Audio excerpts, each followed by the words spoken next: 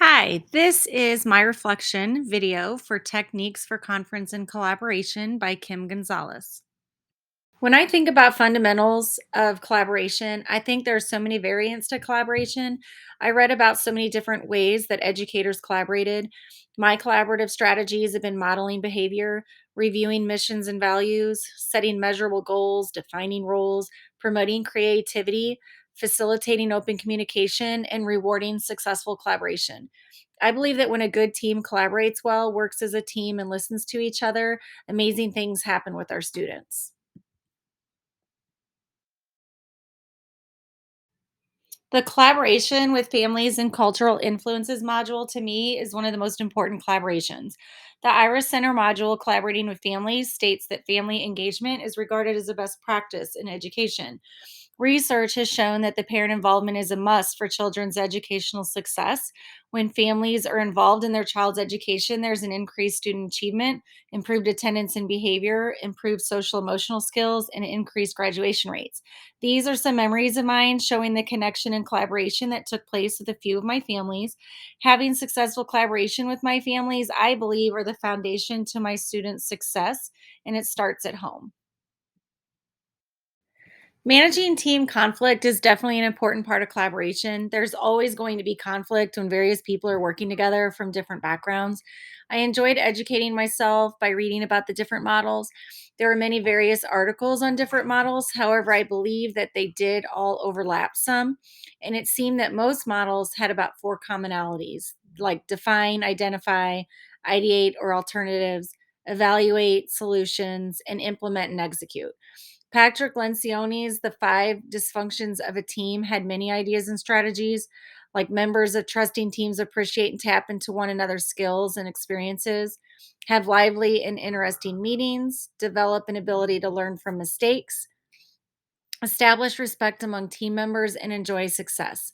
I think that leaders should consistently listen to the needs and concerns of current experienced special educators that allow time to collaborate and have educators' best interest at heart. I've always put a huge priority on showing appreciation to my adult support staff and have always made my staff feel important and comfortable to freely speak with ideas. Co-teaching and consultation had to be the most difficult collaboration for me to grasp. I do not have experience with co-teaching. All my experience is teaching with adult support staff in like a life skills classroom or essential skills classroom. I enjoyed learning about the different types of co-teaching. I believe that one teacher, one support is a great way to educate our kids. However, I don't believe that there has to be two teachers. I believe having adult support staff like paraprofessionals or instructional aides is a great way to incorporate this teaching model without the use of two teachers. I think that station teaching seems to be the best way to utilize two teachers at the same time with a smaller group of students. I can see that a possible barrier to co teaching is finding the right fit for two teachers to work closely together. As we've been learning, there's so many various personalities and work types that it's hard to find two teachers that collaborate extremely well together. And there's been such a shortage of teachers and substitutes that I believe one of the teachers would constantly get pulled to be with other students or another classroom anyway. I've had numerous times this last couple years that even the adult support staff were pulled to teach other classrooms. I do believe that it could be a great strategy if done correctly and it would benefit students. Resource dissemination allows us to be more effective educators. Creating the communication tool of an IEP at a glance is a great tool to communicate with general ed teachers. It's a great snapshot that can be shared with all teachers in the beginning of the year since they don't always understand a whole IEP or they might have difficulty accessing it. Also, it's extremely difficult to find resources for students. So, sharing the various resources outside of school was a great way to put all our heads together to share what might be helpful with our current and future students. I would like to end on some amazing experiences that I believe came out of great amount of collaboration between families, admin, teachers, students, and the community. This clip is myself announcing our Special Olympics team during our PEP assembly, along with all the other sports. As you can see, everyone was a huge support.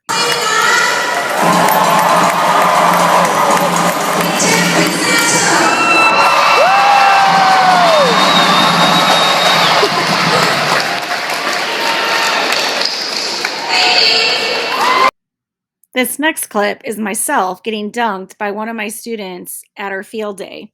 She was being cheered on by other students, staff, and administration. And finally, one of my greatest memories is getting this amazing group of students together to perform We Are the World in sign language. This brought together our families, our administration, teachers, students, and even the community.